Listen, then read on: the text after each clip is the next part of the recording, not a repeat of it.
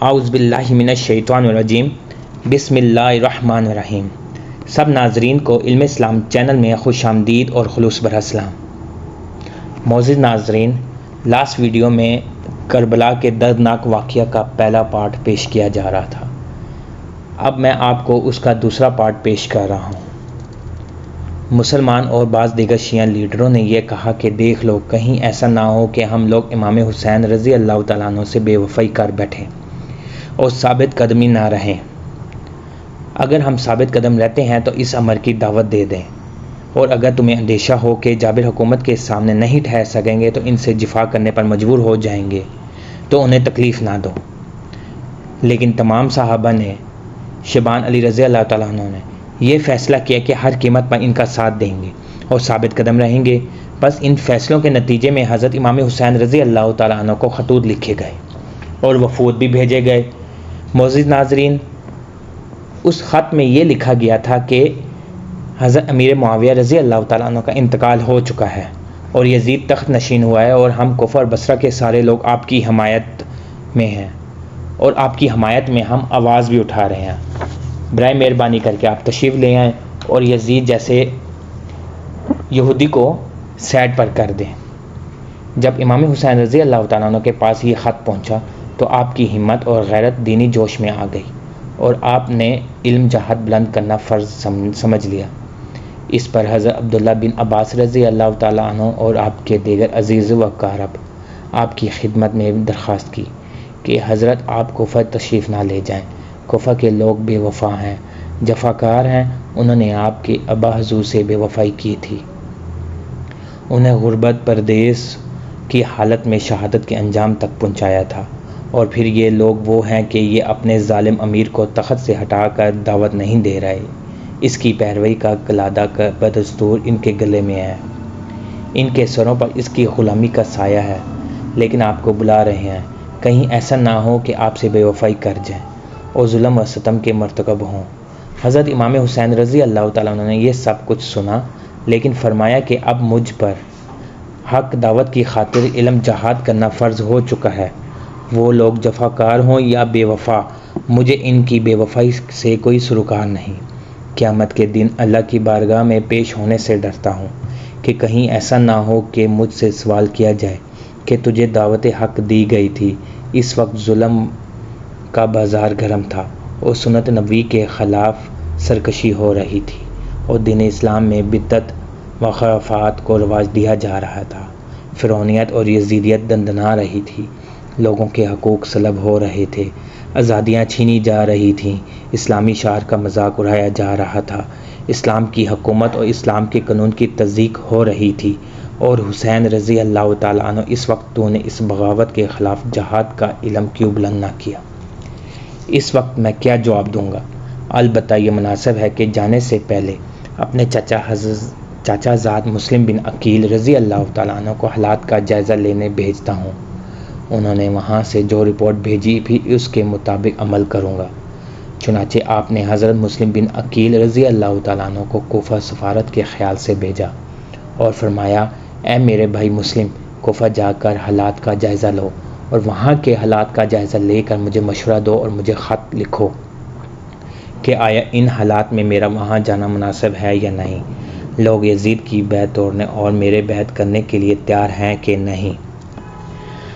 چنانچہ حضرت مسلم بن عقیل رضی اللہ تعالیٰ عنہ اپنے کچھ ساتھیوں، اپنے 2 بیٹوں محمد اور ابراہیم کو ساتھ لے کر کوفہ روانہ ہو گئے۔ جب کوفہ پہنچے تو شیبان علی رضی اللہ تعالیٰ عنہ نے آپ کا شاندار استقبال کیا۔ امام حسین رضی اللہ تعالیٰ عنہ کا نمائندہ سمجھ کر جوک در جوک آپ کے ہاتھ پر بیعت کرنے لگے، اور پہلے ہی دن 10-12 ہزار افراد نے حضرت مسلم بن عقیل رضی اللہ تعالیٰ عنہ کے ہاتھ پر امام حسین رضی اللہ تعالیٰ عنہ کی طرف سے بیعت کر لی۔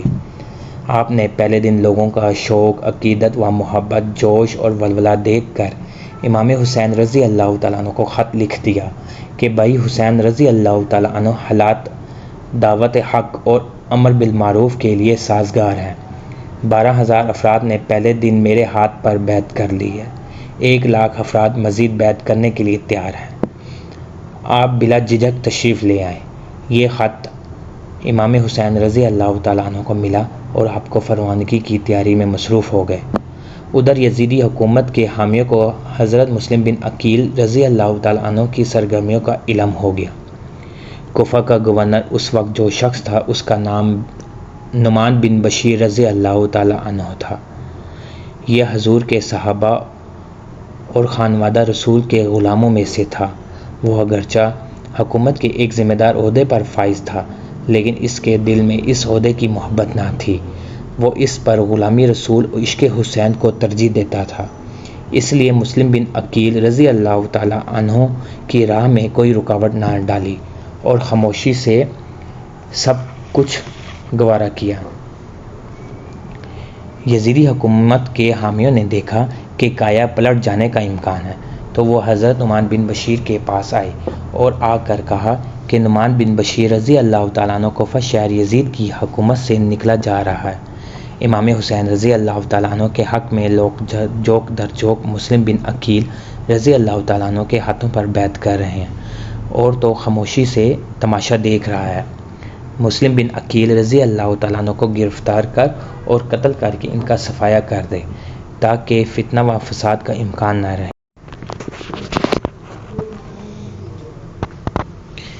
ابن زیاد بصرہ کا گورنر تھا۔ کوفہ میں شیبان علی رضی اللہ تعالیٰ عنہ و حسین علی رضی اللہ تعالیٰ عنہ کا زور ختم کرنے کے لیے یزید نے اسے کوفہ کا بھی گورنر بنا دیا اور حکم نامہ بھیجا کہ فوراً کوفہ پہنچ کر وہاں کے حالات کو سنبھال لو۔ جس دن بصرہ میں ابن زیاد کو یزید کا یہ حکم ملا، اسی دن بصرہ میں حضرت امام حسین رضی اللہ تعالیٰ عنہ کا قاصد بھی آپ کا خط لے کر وہاں پہنچا، مگر وہ گرفتار کر لیا گیا۔ ابن زیاد نے لوگوں کو خوفزدہ کرنے کے لیے ایک جلسے عام کا اہتمام کیا۔ جب لوگ اکٹھے ہو گئے تو گرجا، اے لوگو، مجھے پہچاننے کی کوشش کرو، میں خنوہ صفاق کا بیٹا ہوں، ایک ظالم و جابر اور قتل و غارت سے دریغ نہ کرنے والا بیٹا ہوں۔ میرا باپ صفاق تھا اور میں بھی صفاق ہوں۔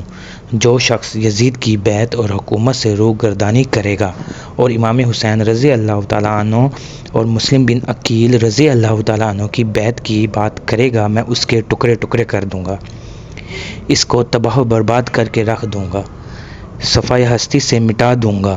خبردار، شہر بصرہ اپنے بھائی کے سپرد کر کے جا رہا ہوں، تاکہ مسلم بن عقیل رضی اللہ تعالیٰ عنہ کا صفایا کر سکوں، اور تمہیں تنبیہ کیے جا رہا ہوں کہ یزید کی بیعت سے کوئی شخص انکار نہ کرے، وگرنہ اس کے حق میں اچھا نہیں ہوگا۔ پھر اس نے اس قاصد کو بلایا جو امام حسین رضی اللہ تعالیٰ عنہ کا خط لے کر آیا تھا۔ کھڑے ہو کر اسی ٹائم میں تلوار بے نیام کر کے اس قاصد کا سر قلم کر دیا اور خود کوفہ کی طرف روانہ ہو گیا۔ جب وہ کوفہ پہنچا تو اس کے پاس 500 آدمیوں کا لشکر تھا۔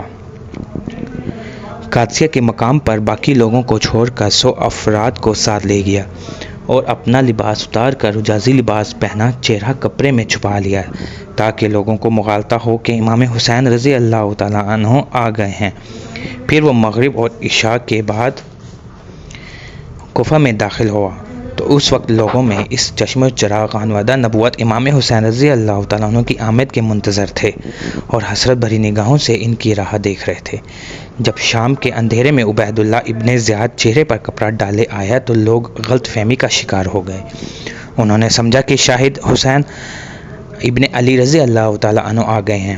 وہ جوک در جوک اس کے پاس آنے لگے۔ کوفہ کی گلی کوچوں میں آوازیں بلند ہوئی، اے رسول پاک کے پیارے بیٹے حسین رضی اللہ تعالیٰ عنہ، آپ کی آمد مبارک ہو۔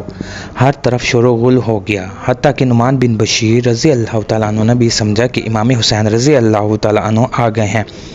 نعمان کو یہ پتہ چل چکا تھا کہ یزید ان کے قتل کے در پہ ہو چکا ہے اور حالات ناسازگار ہو گئے ہیں، اور کوفیوں کی حالت کا بھی انہیں علم تھا۔ جب عبید اللہ ابن زیاد سیدھا نعمان بن بشیر رضی اللہ تعالیٰ عنہ کے محل پر پہنچا تو آپ نے قلعہ کا دروازہ بند کر لیا اور اوپر سے آواز دی، اے حسین ابن علی رضی اللہ تعالیٰ عنہ، تجھ پر سلام ہو۔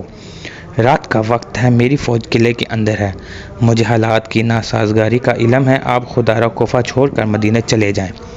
یہاں کے حالات سازگار نہیں ہیں، لوگوں کے دل آپ کے ساتھ ہیں لیکن تلواریں یزید کے ساتھ ہیں، اور میں یہ نہیں چاہتا کہ میری حکومت میں آپ کا سر اقدس قلم ہو جائے۔ آپ خاموشی سے واپس چلے جائیں۔ ابن زیاد نے حضرت نعمان رضی اللہ تعالیٰ عنہ کی بات سنی تو جل گیا، کیونکہ اس میں سے بوئے وفا آ رہی تھی۔ گرج کر بولا، دروازہ کھولو، میں ابن زیاد ہوں۔ حضرت نعمان بن بشیر رضی اللہ تعالیٰ عنہ نے دروازہ کھول دیا۔ اس نے آتے ہی عہدے کا چارج لے کر حضرت نعمان رضی اللہ تعالیٰ عنہ کو معزول کر دیا اور اسی وقت اپنے جاسوسوں کو حکم دیا کہ شہر میں پھیل جاؤ اور جہاں مسلم بن عقیل رضی اللہ تعالیٰ عنہ پناہ گزین ہوں ان کو گرفتار کر کے لے آؤ۔ ویڈیو کو لائک اور چینل کو سبسکرائب کرنے کے لیے شکریہ۔ اللہ حافظ۔